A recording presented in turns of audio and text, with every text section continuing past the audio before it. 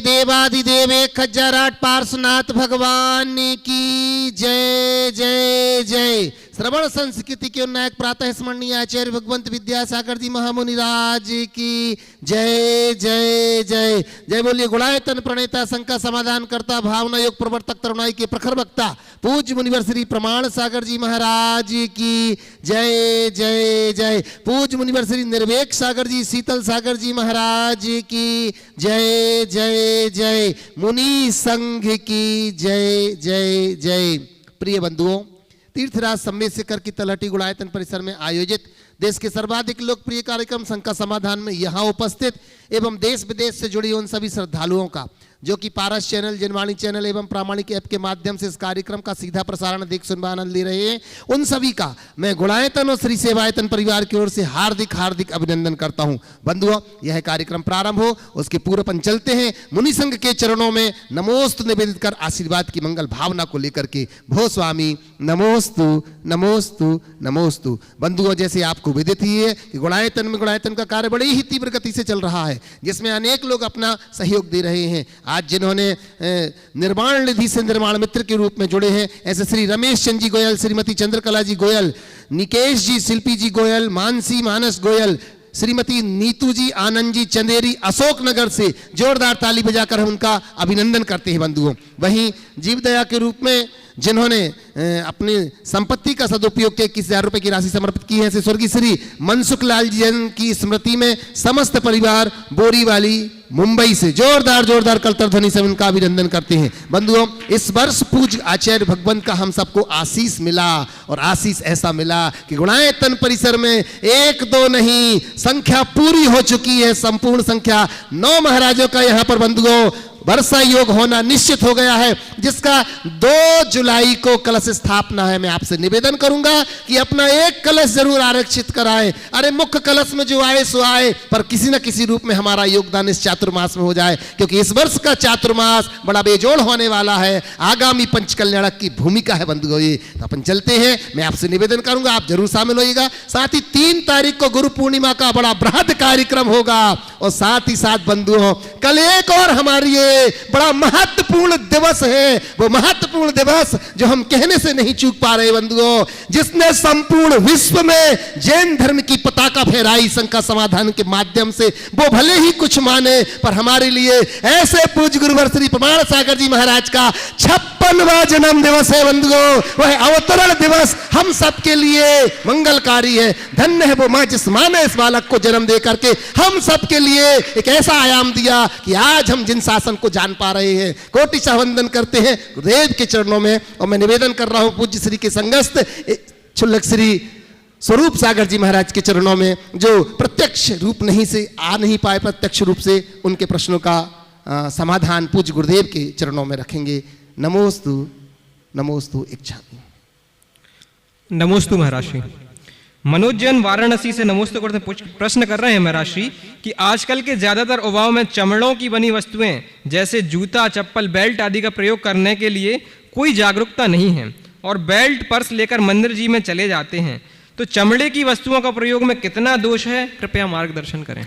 देखिए, चर्म निर्मित सामग्री का प्रयोग मंदिर में तो बिल्कुल ऐसे ही नहीं करना चाहिए और मंदिर जी में तो बिल्कुल भी नहीं करना चाहिए। मंदिरों में इस तरह के सूचना पट लगाना चाहिए, नोटिस बोर्ड लगाना चाहिए, ताकि लोग उसको समझ सके, जागरूक रहे और इनका परहेज करें।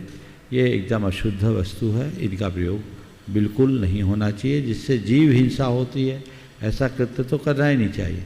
और आज तो हमें उसके बेहतर विकल्प उपलब्ध हैं सिंथेटिक रूप में, तो हमें उनका प्रवर्तन करना चाहिए, उन्हीं का प्रयोग करना चाहिए। सागर जैन साराड़ा उदयपुर से नमोस्तु करते हुए पूछ रहे हैं मेरा श्री कि पिताजी 30 मिनट चलकर 30 रुपए बचा लेते हैं, लेकिन पुत्र 30 रुपए देकर 30 मिनट बचाता है। कहने का आशय यह है कि जो जनरेशन गैप, सोच का फर्क है, तो पिता पुत्र के बीच तालमेल कैसे बैठे, कृपया समाधान करें। पिताजी 30 मिनट चलकर 30 रुपये बचाते हैं और बेटा 30 रुपया खर्च कर 30 मिनट बचाता है। दोनों में जनरेशन गैप का अंतर है, सोच का अंतर है और सोच में ये अंतर हमेशा रहा है। समय काल के अनुरूप व्यवस्थाएं बदली हैं। पहले के कार्यों में और आज के कार्यों में बड़ा अंतर है।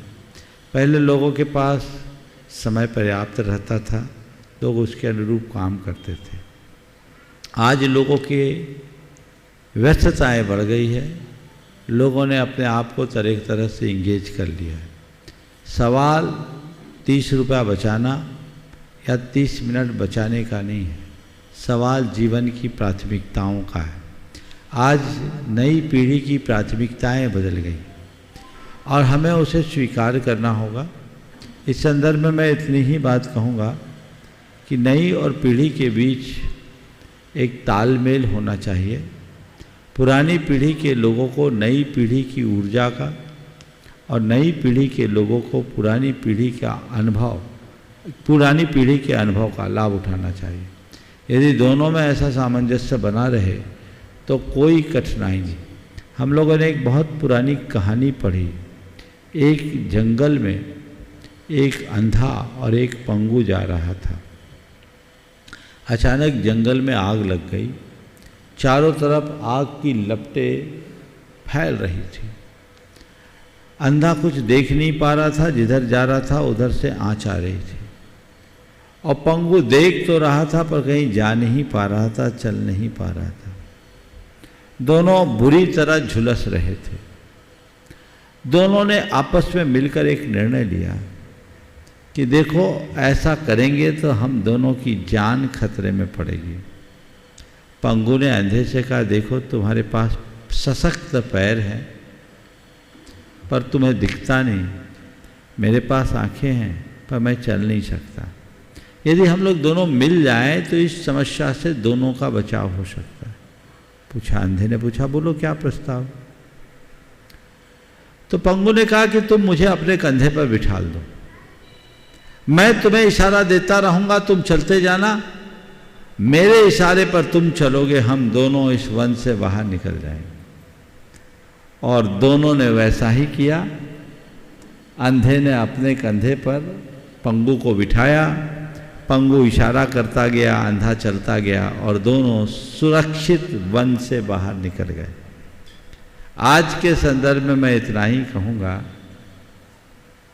कि पुरानी पीढ़ी पंगु की भांति है, जिसके पास आँख तो है पर चलने की ताकत नहीं, और नई पीढ़ी अंधे की भांति है, जिसके पास सबल पैर तो है पर अनुभव की आँख नहीं।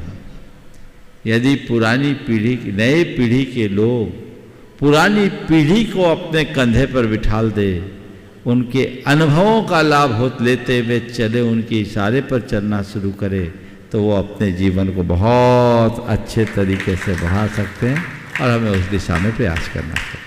मीना जी चौधरी जोधपुर से नमोस्तुपूर्वक जिज्ञासा कर रही हैं कि स्कूल की परीक्षा की डेट कुछ दिन पहले बताई जाती है, पर स्कूल की परीक्षा की डेट कुछ दिन पहले बताई जाती है, हाँ, पर जिंदगी में परीक्षा कभी भी आ सकती है। तो महाराज श्री, हम इस परीक्षा के लिए कैसे तैयार रहें, कृपया समाधान करें। बहुत अच्छी बात है। स्कूल की परीक्षा की डेट कुछ दिन पहले बताई जाती है, पर ज़िंदगी की परीक्षा कभी भी हो सकती है। आपने पूछा है हम अपनी ज़िंदगी की परीक्षा में कैसे तैयार रहें, तैयारी कैसे करें, कैसे सफल हो। देखिए, एक मौलिक अंतर है। स्कूल की जो परीक्षा होती है उसमें पहले पढ़ाई शिक्षा दी जाती, बाद में परीक्षा, और ज़िंदगी की परीक्षा में पहले परीक्षा होती, बाद में शिक्षा। हर परीक्षा में हमें सीख मिलती, और स्कूल की परीक्षा की डेट कभी भी बताई जाए, जो जीवन की सीख जो अच्छे से पढ़ाई करता है उसको परीक्षा का कोई डर नहीं।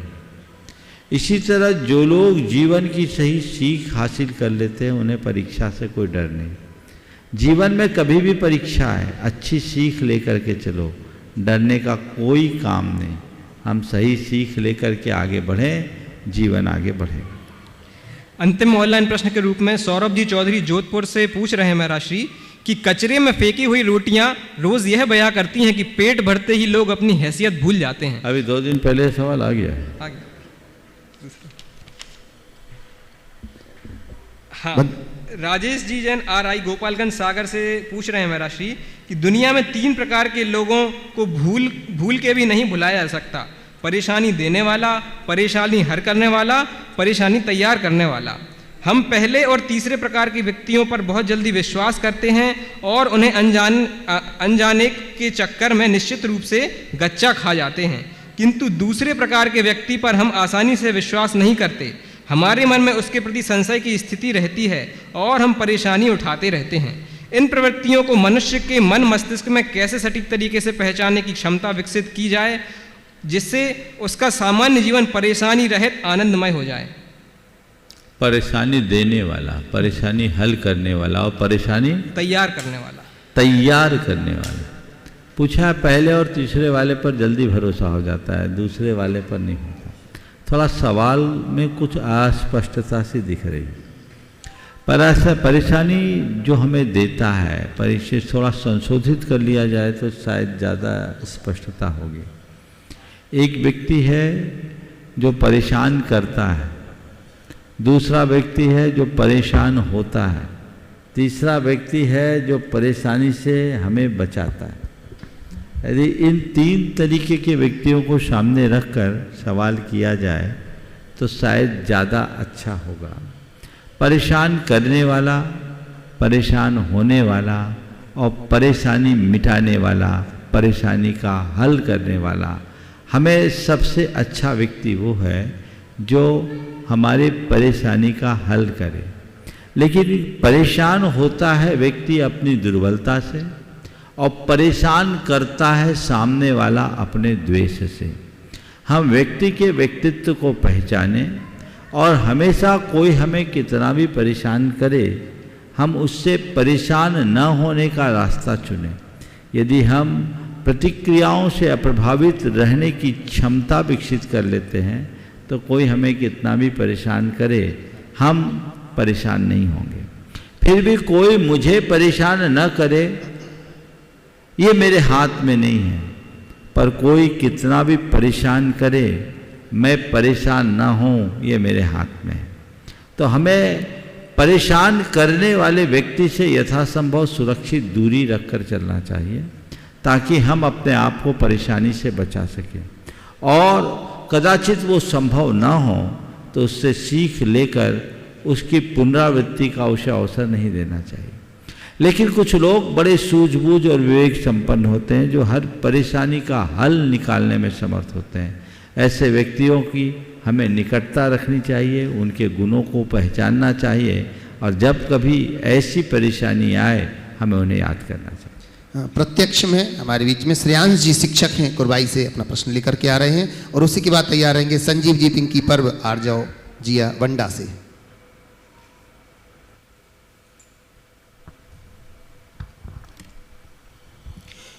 मंचासीन विराजित मुनि श्री प्रमाण सागर जी, निर्वेक सागर जी, सीधे सवाल करो नमस्ते बोल के। हाँ, चुल्लक जी के चरणों में इच्छामी।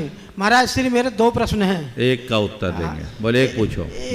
एक प्रश्न तो ये है कि बरसात के समय में शाम 6 के आसपास हो जाती है, लेकिन माहौल ऐसा बन जाता है कि 2 बजे से रात्रि जैसे प्रतीत होने लगता है बरसात के कारण। तो हमको दिन में भी लाइट जला करके भोजन करना पड़ता है और हम प्रतिमाधारी हैं, तो ऐसे समय में क्या दोष लगता है, और लगता है तो उसका क्या निराकरण है? देखिए, अपने घर में ऐसी व्यवस्था करनी चाहिए कि प्राकृतिक प्रकाश हो। सघन बादल होते हैं और यदि आपको भोजन के समय में बत्ती जलानी पड़ती है तो ये सदोष है। कितना भी दिन में सघन बादल क्यों न हो, दिन में रात्रि जैसा अंधकार तो नहीं होता, इसलिए हमें यथासंभव प्रकाश में ही भोजन करना चाहिए, क्योंकि हमारी आलोकित पान भोजन का विधान है। तो प्राकृतिक प्रकाश के अभाव में भोजन करना ठीक नहीं। यदि आज्ञा महाराज एक ही चलिए निवेदन कर रहा हूँ संजीव पिंकी जी पर्व आरजाओ जिया वंडा से, और इसी के बाद तैयार रहेंगे। निवेदन करूंगा विधानाचार्य अभिषेक जी मुंगेली पारसनाथ दिगंबर जैन गुरुकुल हैदराबाद से। शंका समाधान प्रेरणेता मुनिश्री के चरणों में डॉक्टर बाबूलाल अनुज परिवार का कोटिशाह नमोस्तु नमोस्तु नमोस्तु।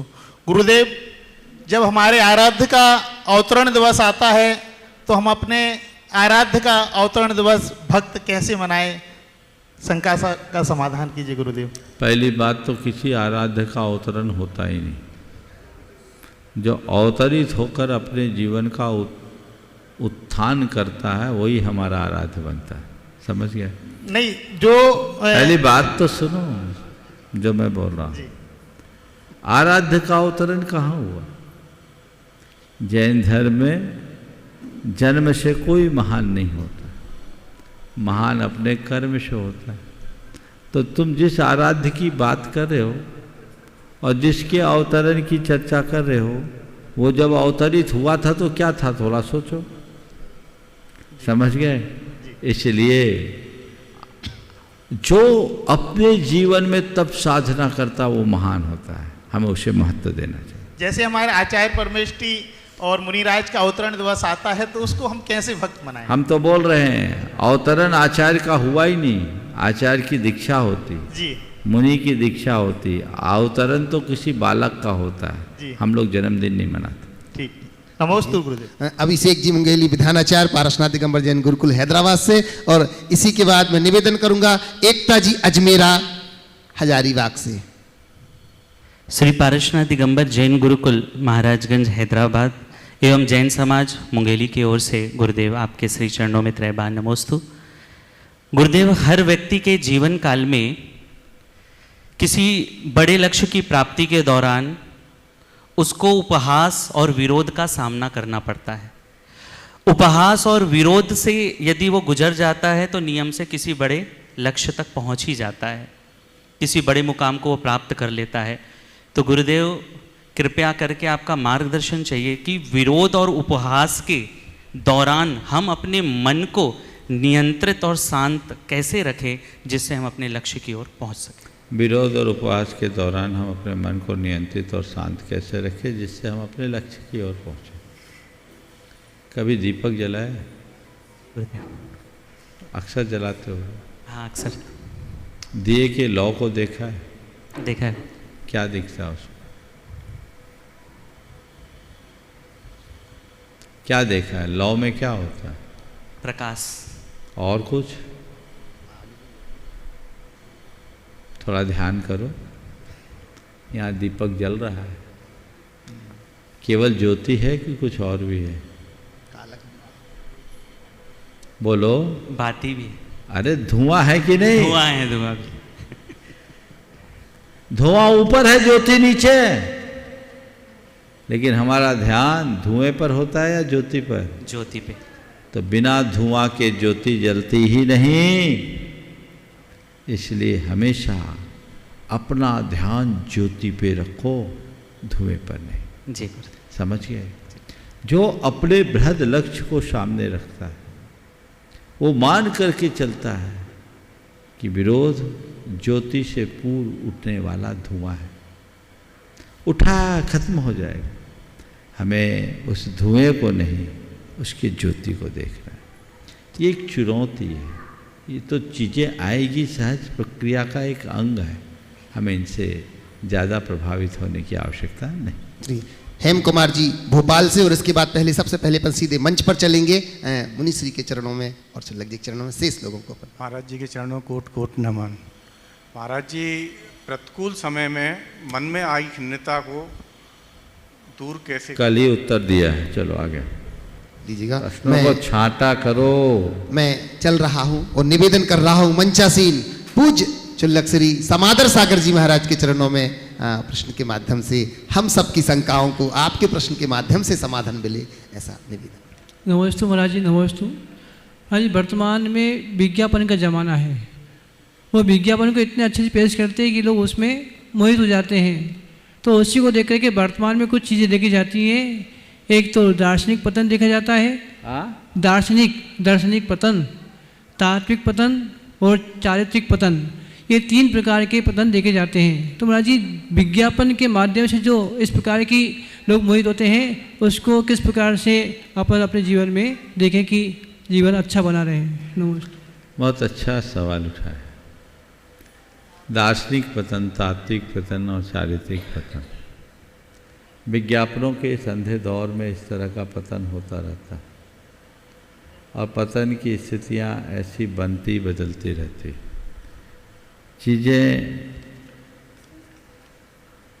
चीज़ें जो भी होती हैं हमें उसे ध्यान में रख करके चलना चाहिए और इनसे अप्रभावित होने की कोशिश करनी चाहिए। हमारे यहाँ एक बहुत पुराना सूत्र है, मनोज्ञा मनोगेंद्रिय विषय रागत देश वजनानी पंच। अगर अपने अपरिग्रह की निष्ठा को बचाना चाहते हो तो मनोज्ञ और अमनोज्ञ इंद्रिय विषयों के प्रति राग देश से बचो। यदि दूसरे शब्दों में मैं कहूँ तो ये कह सकता हूँ कि हमारे तीर्थंकरों के द्वारा उपभोक्तावाद की प्रवृत्ति से बचने का एक संदेश है। हमारी संस्कृति में सदैव आवश्यकता और उपयोगिता के आधार पर चीज़ों के संग्रह और संचय की बात की गई। आज विज्ञापनी दौर में आवश्यकता और उपयोगिता नहीं, जो चीज़ें सामने आ रही है वह चीज़ें हम पर हावी हो गई और इस तरह के भ्रमजाल में लोग उलझ जाते हैं और कभी कभी तो बड़ी हास्यास्पद स्थिति निर्मित हो जाती है। एक बार एक आदमी सपने में मरा, मर करके जब वो यमलोक में पहुंचा तो देखा उसका पुण्य पाप बराबर था। वहाँ के अधिकारी ने उससे कहा कि तुम्हारा पुण्य पाप बराबर है, तुम कहाँ रहना पसंद करोगे, स्वर्ग में कि नरक में? वो थोड़ा दुविधा में फंसा तो उसे सुझाव दिया गया, एक काम करो तुम दोनों जगह विजिट करे आओ, घूम आओ, तुम जहाँ जाना पसंद करोगे वहाँ हम भेज देंगे। ठीक। पहले वो स्वर्ग गए, देखा स्वर्ग में तो एक अलग प्रकार की ज़िंदगी, बंधी बंधाई ज़िंदगी, कोई पूजा कर रहा है, कोई पाठ कर रहा है, कोई भक्ति कर रहा है, सब अपने में मगन है, किसी से कोई लेना ही देना नहीं। सोचा चलो नरक चलते, वो नरक गया। जैसे ही नरक पहुंचते ही उसका तगड़ा रिसेप्शन हुआ विस्की और ब्रांडी से। अंदर गया तो वहाँ डिस्को ठेक चल रहा था, देखकर हैरान रह गया, हद हो गई, व्यर्थ में पंडितों ने नरक को बदनाम कर रखा है, जिंदगी का सच्चा सुख तो यहाँ है। लौट कर आया, पूछा कहाँ जाना है, बोले मुझे नरक भेज दो। नरक जाना, बोले हाँ देख लिया कुछ नहीं रखा तुम्हारे स्वर्ग में, मुझे नरक भेज दो। एक बार और सोच लो, बोले कह दिया ना हमें नरक जाना, नरक भेज दो। उसे नरक शिफ्ट कर दिया गया, नरक शिफ्ट किया और जैसे ही नरक पहुंचा मार काट चालू, रौद्र रूप, वो घबरा गया, ये कहाँ पहुंच गया। उसने पूछा हद हो गई, अभी मैं जो नरक देख कर गया वो कुछ और था और अभी जो देख रहा हूं वो कुछ और, मामला क्या है? उसने कहा भाई साहब वो नरक का विज्ञापन था, ये असली नरक है। तो ये विज्ञापनों के भ्रमजाल में जो फंसेगा उसका कुछ ऐसा ही हाल होगा। मैं निवेदन कर रहा हूँ पूज्य एलक श्री निजानंद सागर जी महाराज के चरणों की वंदना करते हुए अपनी जिज्ञासाओं के माध्यम से हम सबको निज के आनंद में लेके जाएं। मंचासीन मुनिराजों को नमोस्तु। एक जगह पढ़ा हुआ था कि नींद छोटी मृत्यु है और मृत्यु बड़ी नींद है। कुछ लोग बच्चों की तरह अपना शरीर छोड़ देते हैं, जैसे बच्चा खेलते खेलते कहीं खाते खाते कहीं भी सो जाता है, कहीं भी लुढ़क जाता है, मोबाइल देखते देखते, टीवी देखते देखते। परंतु जो समझदार लोग होते हैं पूरी तैयारी के साथ में सोते हैं। तो हम लोग अपने जीवन में कैसी तैयारी करें कि हम लोग चिर निद्रा में जब सोएं तो उसमें अच्छे शांत परिणामों से नमो का मंत्र पढ़ते पढ़ते अपनी आत्मा का ध्यान करते करते शरीर को छोड़ें, कैसा अपना आहार विहार रखें, कैसा अपना आचार विचार रखें, इसके बारे में मार्गदर्शन दें। बहुत सुंदर वाक्य कहा है महाराज जी। नींद एक छोटी मृत्यु है और मृत्यु एक लंबी नींद। बात सही है कि बच्चे कुछ भी करते करते सो जाते, लेकिन बड़े सब काम समेट कर सोते हैं। निश्चित मृत्यु की महानिद्रा हम आप सबको एक दिन आनी है, वो तय है। पर उस नींद में जाने के पूर्व यदि हमने अपनी तैयारी कर ली तो हमारी भलाई है, अन्यथा सब कुछ अधूरा अधूरा सा रह जाएगा। लेकिन ऐसा वही करते हैं जिन्हें इस बात का आभास होता है कि अब मेरे सोने का समय आ रहा है। अपनी दिनचर्या के अनुभव को देखिए, जो जो सोने का समय निकट आता है, आप सोने से पूर्व अपने नियत कार्यों को निपटाने की तत्परता दिखाते हो। आज मुझे ये काम करना है, सोना है तो सोने के पहले मुझे ये काम करना है। और कुछ लोग तो ऐसे होते हैं जो कहते हैं करके ही दम लेंगे। तो जो काम मुझे करना है वो करना है। जब तक मनुष्य अपने लक्ष्य को सुनिश्चित नहीं कर लेता, तब तक वो ऐसी स्थिति से अपने आप को बचा नहीं पाता। तो हम अपना लक्ष्य बनाएं, पुरुषार्थ जगाएं, जीवन के यथार्थ को सामने रख करके चले। हम लोगों ने बचपन में ये बात सीखी है, राजा राणा छत्रपति हाथिन के असवार, मरना सबको एक दिन अपनी अपनी बार। ये तो हमें जन्म घुट्टी में दिया गया, एक दिन सबको मरना है। हम जी रहे हैं, इसमें कोई आश्चर्य नहीं। आश्चर्य तो केवल इस बात का है कि हम मरे नहीं। तो हम जीते जी चले, अपने जीवन को आगे बढ़ाने का प्रयास करें, सही रास्ते पर चले, अपना लक्ष्य बनाएं, तो हमारा पुरुषार्थ अपने आप जगेगा। क्या मुझे करना है और क्या नहीं करना, ये समझना चाहिए। ये समझ जिसके हृदय में विकसित हो जाती है, उसे अतिरिक्त रूप से कुछ कहने की आवश्यकता और अपेक्षा शेष नहीं होती।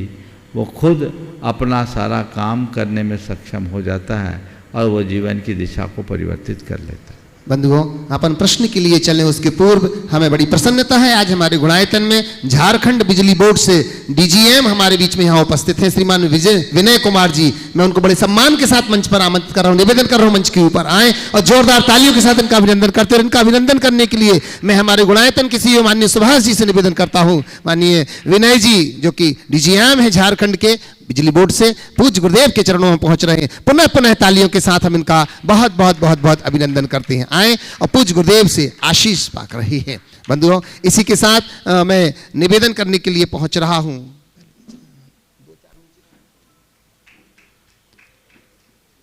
चलिए, तो मैं निवेदन करता हूं प्रश्न के लिए। पूज्य मुनिश्री के बाएं तरफ विराजमान मुनिवर श्री शीतल सागर जी महाराज के शीतल छांव में निवेदन कर रहा हूं कि वो स्वामी आपके प्रश्नों के माध्यम से हमारा भी समाधान हो। निवेदन कर रहा हूं। ओम नमः सिद्धिभ्याम। मुनिश्री, प्राकृत व्याकरण में एक सूत्र आता है, रित अत रित इत रुत उत रित ओत, ऐसे 4 सूत्र है। मतलब जो ऋ का उच्चारण होता है वो किस तरह से किया जाए, क्योंकि प्राकृत में वृक्ष को रुक्ष कहा है और ऋषभ को उसह, मृषा को मोसा, ऐसा बनता है प्राकृत में। तो आज जो कुछ लोग वृक्ष बोलते हैं, कोई वृक्ष बोलते हैं, कोई वृक्ष बोलते हैं, तो सही क्या है? देखिए, प्राकृत भाषा के हिसाब से जो रुक्ष है बिल्कुल सही है, और ऋषभ को उष है वो बिल्कुल सही है, क्योंकि री वर्ण प्राकृत में है ही नहीं। पर जब हम संस्कृत की बात करते हैं तो संस्कृत में वृक्ष ही है, और हिंदी में भी यदि हम बोले तो हमें वृक्ष ही बोलना चाहिए। वृक्ष से जो रुक्ष बना, रुक्ष, अभी भी कई देशी भाषाओं में पेड़ को रूख भी बोलते हैं, रूखड़ा भी बोलते हैं, ये देसी भाषाओं का प्रयोग। राजस्थान में छोटी छोटी झाड़ियों को रुखड़ा बोलते हैं, और रुख भी बोलते हैं, झाड़ भी बोलते हैं। ये अलग अलग देशी शब्दों में, लेकिन सही अगर वृक्ष बोले ये सही उच्चारण है, वृक्ष ये उच्चारण सही प्रतीत नहीं हो हिंदी में। मैं निवेदन कर रहा हूँ पूज्य मुनिवर श्री निर्वेक सागर जी महाराज के चरणों की वंदना करते हुए। वो स्वामी आप अपना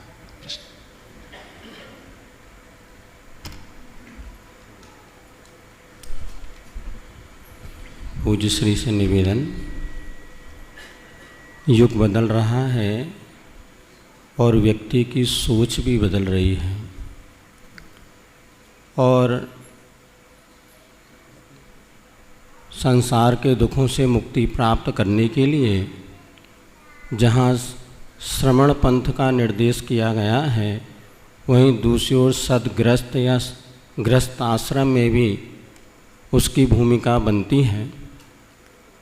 आज हमारे समाज में बहुत से युवक ऐसे हैं जो कि सक्षम हैं, सामर्थ्यवान हैं, नैतिक आचरण से युक्त हैं, किंतु फिर भी उनके सामने एक ऐसी समस्या है कि उनका गृहस्थ आश्रम व्यवस्थित तरीके से आगे संचालित नहीं हो पा रहा, या उनके विवाह नहीं हो पा रहे हैं। ऐसे समाज में बहुत सारे नवयुवक हैं जो कि अपने आगामी जीवन को लेकर के बहुत मैं क्या करूं इस विषय को लेकर बहुत चिंतित हैं। परिवारजन तो चिंतित ही हैं, किंतु एक उम्र के बाद अब वो ऐसे स्थान पर पहुंच जाते हैं कि वो निर्णय नहीं कर पाते। ऐसे संस्कारवान युवकों के लिए आपका कोई ऐसा संदेश मिले जिससे वो अपने भविष्य को लेकर के सुनिश्चित मार्ग को अपना सकें, तो बड़ी कृपा होगी।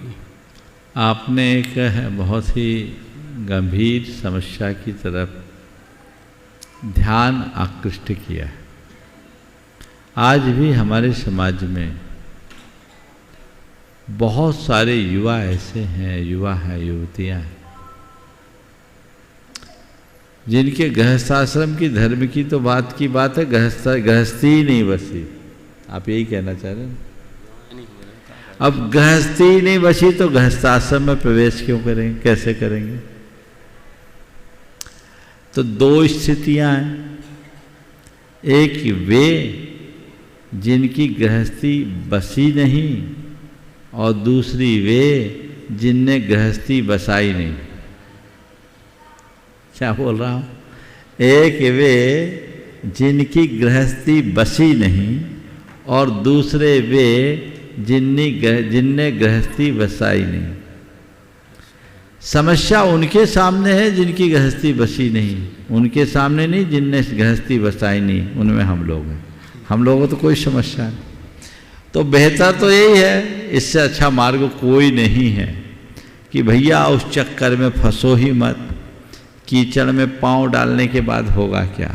लेकिन मैं ये मानता हूँ कि ये ऐसा करने से संतति नहीं बढ़ेगी, और संतति के अभाव में संस्कृति नहीं फलेगी।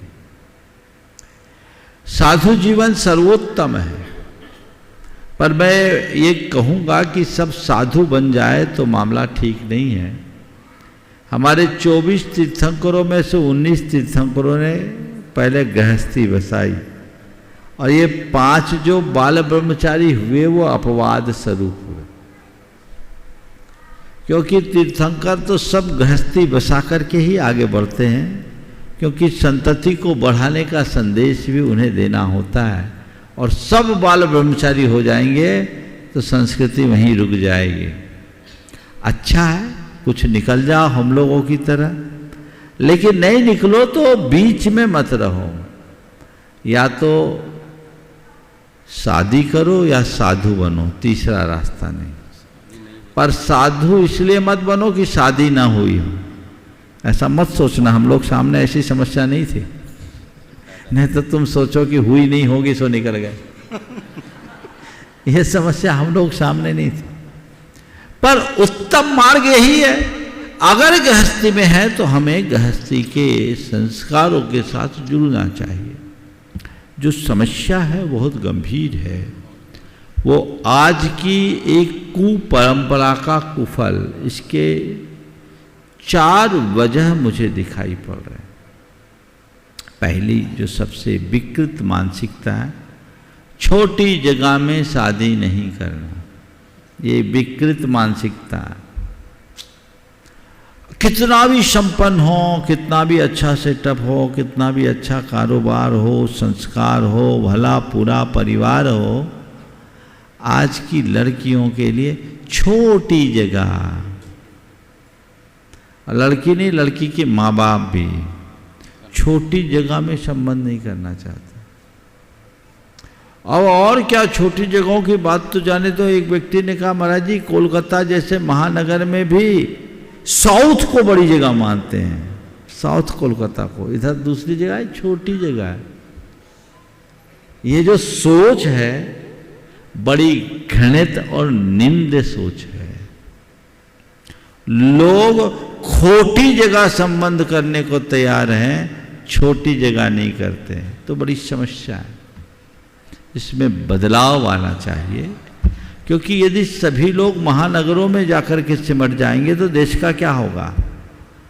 5-5 हजार वर्ग फुट का आलीशान मकान है, वहाँ कोई जाने को तैयार नहीं।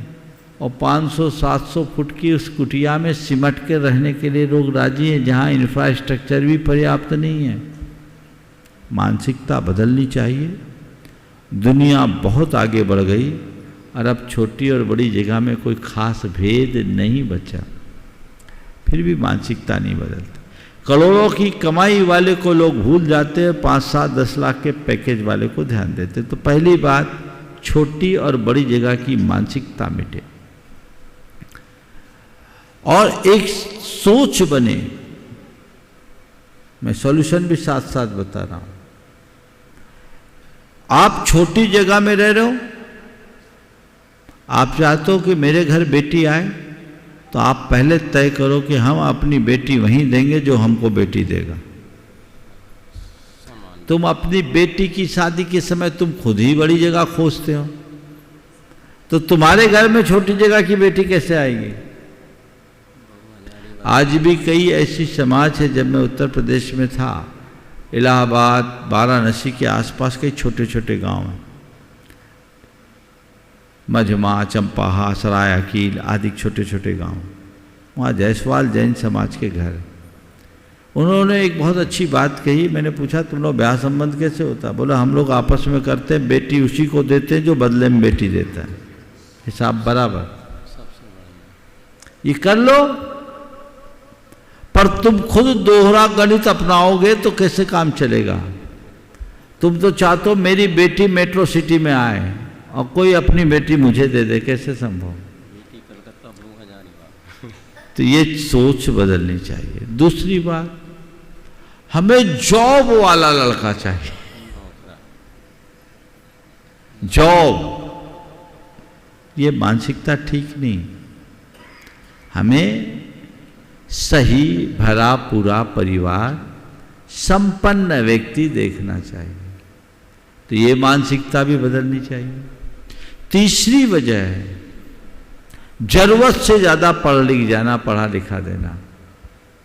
अपने बच्चों को ज़्यादा पढ़ा देने के कारण मैच का जोड़ा नहीं मिलता, लोग परेशान हैं।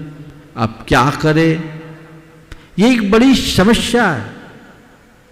तो पढ़ाई लिखाई अच्छी चीज़ है, लेकिन ऐसी पढ़ाई मत करो जिसमें योग ना मिले। और चौथी बात, आपसी संपर्कों का अभाव। पहले विवाह शादी के लिए इतने रिश्ते नाते होते थे, एक दूसरे से कनेक्शन ऐसा होता था कि पता लगा तुरंत संबंध मिल जाते थे।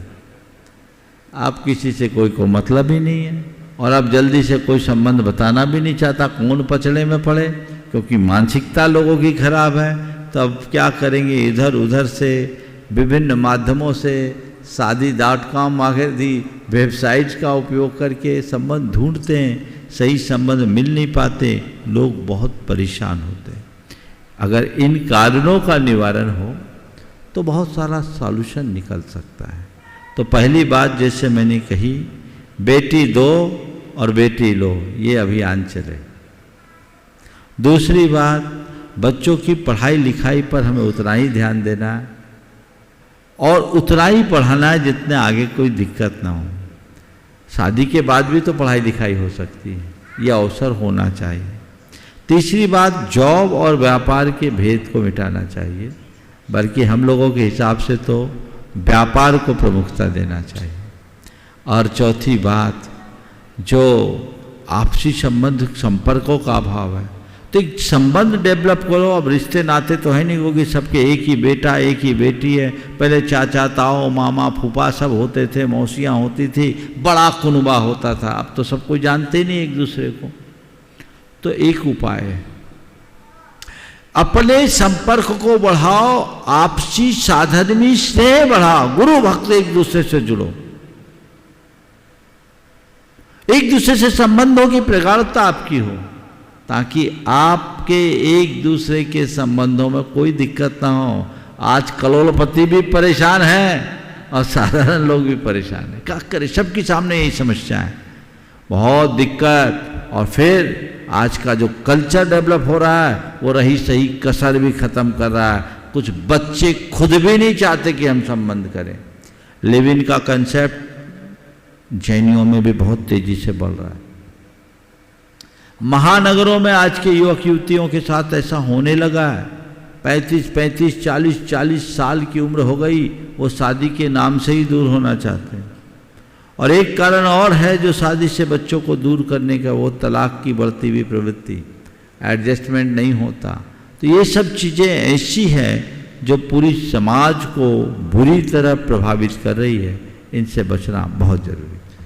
बंधुओं, दिल्ली से और कोई उपाय अगर हो तो महाराज जी अपनी तरफ से बता सकते हैं। हाँ? उन युवाओं को क्या करना महाराज कह रहे हैं? 35 साल के हो गए, क्या करें? तब हम क्या करें? हमने बात समस्या लची विचित्र है। अब तो मैं उनको यही सलाह दूंगा, अन्यथा शरणम नास्ति तमेव शरणम मम। और कोई रास्ता अब नहीं। लीजिए, दिल्ली से वीणा जी, शिल्पी जी, अजय जी के परिवार से जो विधान करने के लिए यहाँ पहुंचे हैं। और इसी के बाद मैं निवेदन करूंगा माननीय सुरेश जी, आशा जी विनायका हजारीवास। नमोस्तु महाराज जी, नमोस्तु नमोस्तु। महाराज जी, हम 2-3 दिन से यहाँ पर आपके चरण सानिध्य में आए हुए हैं। आप हमेशा स्थानिका में बहुत बड़े बड़े मंडल बना के और सिद्ध चक्र विधान करते हैं। हम तो काफ़ी कम लोग आए हैं, तो काफ़ी कम लोग बैठे हैं, तो इस विधान में और उसमें क्या अंतर है? भाव तो उतने ही लग रहे हैं, बहुत आनंद आ रहा है, क्योंकि आपके सानिध्य में तो जो हो जाए अमृत की वर्षा है और अनंत अनंत सिद्ध परमेष्ठी भगवान का क्षेत्र है, तो उसमें कोई अंतर है जी? देखिए, मैं तो कहूँगा आपका विशिष्ट पुण्य। बड़े आयोजन होते हैं, लोगों की सहभागिता होती है, उसमें हम लोगों की पूर्ण भागीदारी भी रहती है। इस बार भी विधान का आयोजन था, बहुत सारे लोगों के पहले से नाम आए हुए थे, लेकिन चूंकि अभी चातुर्मास गर्मी बहुत अधिक, तो हमने सोचा बहुत व्यस्तता बढ़ जाएगी और भी तरह के कार्य हैं, व्यस्तताएं। तो मैंने कहा अभी विधान को रोको, फिर देखेंगे, गर्मी में नहीं। तो यहाँ कोई विधान होना नहीं था, लेकिन इनका प्रबल पुण्य था, इनका मन था कि हमको विधान करना ही है। तो आज इनका पारिवारिक विधान यहाँ संपन्न हो रहा है। आनंद तो पूरा है ही। देखिए, आनंद बाहर की संरचना में नहीं है, आनंद हमारी मानसिकता में। हम पूरे मनोदशा के साथ भर करके करें, वही आनंद आएगा, और वो आप आनंद ले ही रहें। और ये आपका पुण्य ही है कि सारे संयोग आपके अनुकूल बन गए। महाराज जी, आपका उपकार है, बहुत बहुत आशीर्वाद। नमोस्तु महाराज जी। सुरेश जी, आशा जी विनायका हजारीबाग से। फिर उसी के बाद मैं निवेदन करूंगा बिंदु जी, पायल जी सेठी हजारीबाग से। नमोस्तु महाराज श्री। मंचासीन सभी मुनिराजों के चरणों में नमोस्तु नमोस्तु नमोस्तु। और श्री मंचासीन सारे छुलक जी को इच्छा में। शब्द नहीं है शब्द, कैसे करूं धन्यवाद। नहीं है शब्द, कैसे करूं धन्यवाद। बस चाहिए हर पल आपका आशीर्वाद। हूँ जहाँ मैं उसमें बड़ा ही बड़ा ही योगदान, क्योंकि गुरुदेव आपने जो मुझे जितना सारा दिया है ज्ञान और प्यार, उसके कारण मैं आज यहाँ पर हूँ महाराज श्री। ये तो बात है, सभी जानते हो और बोलती हूँ मैं भी। महाराज श्री, मेरा प्रश्न ये है, शिक्षा अगर बोलने में और व्यवहार में नज़र ना आए तो डिग्रियां सिर्फ कागज की रद्दी के समान हो जाती है। तो ऐसा हम क्या करें जो हमारी शिक्षा और सब को सामने दिखे महाराज श्री, सबके सामने वैसा। बहुत अच्छी बात कही। अगर शिक्षा बोलने और व्यवहार में ना आए तो उसे हम कागज की रद्दी के समान सोचें। ऐसा क्या करें कि शिक्षा हमारे व्यवहार में आए। दरअसल शिक्षा के उद्देश्य को जब हम सामने रख करके चलते हैं तो अपने आप उसका परिणाम बदल जाता है। अगर शिक्षा का उद्देश्य केवल डिग्री हासिल करना है तो वो हमारे व्यवहार में नहीं आए, और शिक्षा का उद्देश्य अपने जीवन का निर्माण है तो उसका असर होगा। तो हम शिक्षा ग्रहण कर रहे हैं किस लिए, हम ज्ञान अर्जन कर रहे हैं किस लिए, हमारा मूलभूत प्रयोजन क्या है, हमारा दृष्टिकोण क्या है। दृष्टिकोण ठीक होते ही सब चीज़ें ठीक। नमस्ते महाराज। निवेदन कर रहा हूँ बिंदु पायल जी सेठी हजारीबाग से, और उसी के साथ निवेदन करूंगा एकता जी अजमेरा हजारीबाग से। ओ नमोस्तु नमोस्तु नमोस्तु महाराज जी। 85 सभी महाराज जी को नमोस्तु। इच्छामी महाराज जी, छुल्लक जी को। दुनिया में 2 पौधे ऐसे हैं जो कभी मुरझाते नहीं हैं, और अगर मुरझाते हैं तो उनका कोई इलाज नहीं है। तो एक है निस्वार्थ प्रेम और दूसरा है अटूट विश्वास। तो महाराज जी, इन पौधों को मुरझाने से कैसे बचाएं? निस्वार्थ प्रेम और अटूट विश्वास, ये ऐसे पौधे हैं जो मुरझाते नहीं और मुरझाने से फिर लहलहाते नहीं। आपने बहुत सही पूछा है कि इनको हम मुरझाने से कैसे बचाएं। देखिए, प्रेम को अपने अंदर जीवित रखना चाहते हैं कि मेरे भीतर प्रेम का पौधा खिला रहे, वो कभी न मुरझाए। तो मन में कपट और छल ना आने दो। मन का कपट, मन का छल हमारे प्रेम को लील जाता है। एक तो कपट है जो कुल्हाड़ी का काम करता है, और दूसरा अभिमान है जो आरी का काम करता है। तो अभिमान की आरी और कपट की कुल्हाड़ी, इनसे अपने आप को बचाओ तो तुम्हारे जीवन में प्रेम का पौधा हमेशा जीवित बना रहेगा, कभी वो खंडित नहीं होगा। और अटूट विश्वास से अपने आप को बना के अपना अटूट विश्वास बनाए रखना चाहते तो शंका के कीड़े से बच के रखो। मन में जब शंका का कीड़ा जन्म ले लेता है, हमारा विश्वास खंडित हो जाता है। नमोस्तु। निवेदन करता हूँ एकता जी अजमेरा, और इसी के बाद निवेदन करूँगा चंद्रकला जी पाटनी, गुणायतन मंत्री। नमोस्तु गुरुदेव, नमोस्तु नमोस्तु नमोस्तु। मेरा प्रश्न यह है कि जीवन की वास्तविक भूल क्या है? जीवन की वास्तविक भूल खुद को ना पहचानना, अपने आप को भूल जाना ही सबसे बड़ी भूल। हम सारी दुनिया को जानते हैं पर हमें यही पता नहीं मैं कौन, समझ गए? तो यही भ्रांति है। ये भूल जब मिटेगी तभी हम जीवन के यथार्थ को पहचान पाएंगे। नमस्ते। चंद्रकला जी पाटनी, गुणायतन मंत्री, और इसी के बाद निवेदन करूंगा ब्रह्मचारिणी सुनीता दीदी जी बासा। ओम। मेरी तरफ से जगत के सब्जियों की तरफ से मुनिराज, सब मुनिराजों के चरणों में नमोस्तु, एलक जी के चरणों में इच्छामी, और सब छुल्लक जी के चरणों में इच्छामी। महाराज श्री, अपराध, पाप और दोष में क्या अंतर है? अपराध, पाप और दोष, इनमें बड़ा मौलिक अंतर है। पाप अर्थात हमारे अंदर होने वाला दुष्कृत, ये जब प्रकट रूप में भी हो जाए तो पाप कहलाता है, और जब विशेष रूप से प्रकट हो तो दोष कहलाता है।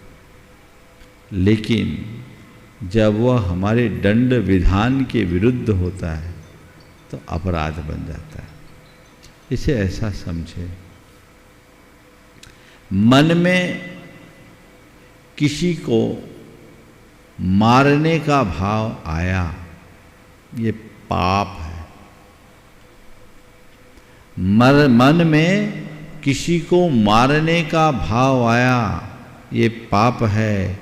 और अपने भावों को क्रियान्वित करने के लिए हमने भावों से सामने वाले को मारने के लिए हाथ उठाया, ये दोष है। और सामने वाले को मार दिया, ये अपराध है। समझ गए? तो मारने का भाव पाप, मारने की सामग्री जुटाया, ये दोष, और मारने की क्रिया कर दी, ये अपराध। दूसरे शब्दों में कहूं तो पाप मन में होता है, अपराध बाहर। पाप का प्रकट रूप अपराध है, जो दंड विधान के तहत दंडनीय है, वो अपराध। और वह पाप जिसे दंड विधान के द्वारा अपराध नहीं माना जाता, दंडनीय नहीं है, फिर भी जो दुष्कृत है वह दोष। मन में किसी के प्रति ईर्ष्या का भाव आया, ये पाप और दोष है। हमने किसी पर गुस्सा किया, ये पाप भी है, दोष भी है। गुस्से में हमने किसी से कुछ कह दिया, इसमें कोई कानून कुछ नहीं कहता, ये दोष है। लेकिन गुस्से के आवेश में आकर हमने किसी को क्षति पहुंचा दी, वो दंड विधान के विरुद्ध है, वो अपराध है। सजा अपराध को की दी जाती है और शुद्धि पाप की जाती है। पाप की शुद्धि करेंगे तो दोष भी दूर होगा और तभी हम अपराध से मुक्त होंगे। ये तीनों में आता है। ब्रह्मचारिणी सुनीता दीदी जी बासा, और इसी के बाद तैयार रहेंगे अनिमेश जैन गोमिया। त्रय मुनिवर के चरणों में नमोस्तु नमोस्तु नमोस्तु। एलक जी छुलक जी के चरणों में इच्छा में इच्छा में इच्छा में। महाराज जी, आज का जो परिवेश चल रहा है ये लव जहाज वाला, इसमें हम अपने समाज के युवतियों को कैसे संदेश दें कि इनके गर्भ के संस्कार माता पिता के जो हैं वो पल्लवित क्यों नहीं होते, और ये लोग यहाँ से जहाँ अहिंसा के पुजारी हैं और जहाँ क्रूर जीवों के हाथों में चले जाते हैं, तो इनके लिए जो अभी युवा वर्ग है तो इनको गर्भ के संस्कार कैसे देना चाहिए कि आगे हमारा धर्म सुरक्षित रहे। देखिए, संस्कार तो हीनाधिक रूप में सब में है। मैं मानता हूँ ये सब संस्कार हीनता के परिणाम से नहीं है, ये संगति के प्रभाव से। माँ बाप को बच्चों के संस्कारों के साथ उनकी संगति का भी ध्यान रखना चाहिए। अच्छे संस्कार दो और उनको उनकी संगति के प्रति भी जागरूक करो कि उनकी कैसों की संगति रखनी और कितनी संगति रखनी। आज का जो वातावरण है, खासकर आज की जो शिक्षा प्रणाली है और मल्टीमीडिया का जो प्रभाव है, उसमें लोग एक दूसरे से निकटता बहुत तेजी से बढ़ा लेते हैं और ऐसे ऐसे लोगों से भी लोगों का संपर्क हो जाता है जिनसे हमारा कोई लेना देना भी नहीं, और फिर ऐसे लोग ब्रेन वॉश कर देते हैं। उस ब्रेन वॉश के परिणाम स्वरूप ये सब बातें घट जाती हैं जो जीवन के लिए बहुत भयावह होता।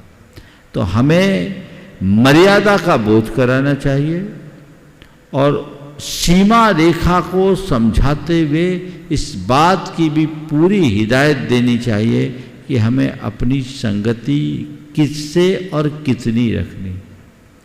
और मैंने तो कई बार बोला, माँ बाप का बच्चों से ऐसा संबंध हो कि वो अपने बिना पासवर्ड के मोबाइल माँ बाप को दे सके। शायद ही कोई बच्चा होगा जो अपने माँ बाप को मोबाइल मांगने पर दे और बिना पासवर्ड के दे दे। वो धोखे में रख रहा है खुद को और सामने वाले को, यानी कुछ गलत पल रहा है। कहीं ना कहीं कुछ है। अगर ट्रांसपेरेंट होता, सब कुछ साफ सुथरा होता, तो ये छल क्यों? तो बच्चों को बताएं कि देखो, हमारे सामने तुम्हारी निजता खुली होनी चाहिए और बच्चों के हृदय में विश्वास बैठना चाहिए कि माँ बाप जो कहेंगे वो सही कहें। अनिमेश जी गोमिया और इसी के बाद तैयार रहेंगी नम्रता जी बंडा। बंधुओं, एक बड़ा ही सुअवसर हम सबको मिला है। पूज्य गुरुदेव के सानिध्य में आज हम सब लोगों ने नंदीश्वर भक्ति का अखंड पाठ प्रारंभ कर दिया है, जो लगातार 8 दिवसों तक चलता रहेगा। सभी मुनिराजों के चरणों में मेरा त्रिबार नमोस्तु नमोस्तु नमोस्तु। महाराज जी, मेरा प्रश्न ये है कि ऐसा बोलते हैं कि राग आदि मोह भी हमारे मोक्ष मार्ग में रुकावट बनता है। तो महाराज जी, जो आपका लगाव है आपके गुरु के प्रति, हमारा लगाव है जो आपके प्रति, तो महाराज जी ये लगाव है तो इससे हम मोक्ष कैसे जा सकते? बहुत अच्छी बात। बिल्कुल, राग का एक कण भी हमारे मोक्ष मार्ग में बाधक है। पर ध्यान रखना, लगाव 2 तरह का, एक मोहात्मक और एक भक्ति आत्मक। समझ गए? अगर भक्ति जन्य लगाव होगा तो वो तुम्हारा संसार तारेगा, पार करेगा, और मोह मूलक लगाव होगा तो संसार में अटक जाओगे। तो गुरुदेव कहते हैं गुरु की भक्ति करो, गुरु से मोह नहीं। समझ गए? मोह उलझाता है, भक्ति तारती है। समय आप सबका हो गया, यहीं पर विराम। बोलिए परम पूज आचार्य गुरुवर श्री विद्यासागर जी मुनीषी प्रमाण सागर जी।